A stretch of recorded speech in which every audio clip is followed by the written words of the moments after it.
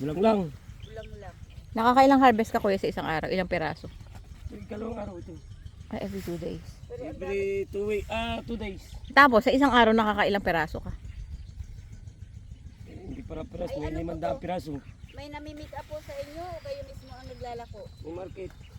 May ano, may pakayaw nito no kuya? May market. Ah, may buyer. May buyer na. Mura-mura lang din naman ang bili.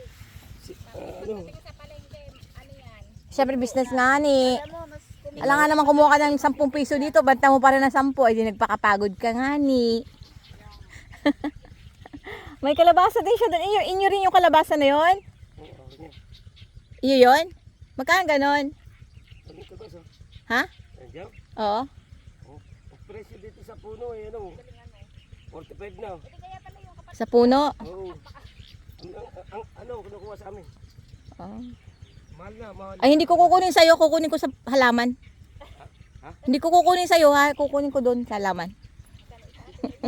45 daw ang kalabasa dito. 45 ang ano? Sa puno. Mahal pa ngayon ang kalabasa, no? Mahal. ay bago pa lang kasi. Eh, pwede na yon, baby pa yun ha. Ayun no. Ay, hindi mo nakita, makakita ka niya. Tapalatchi.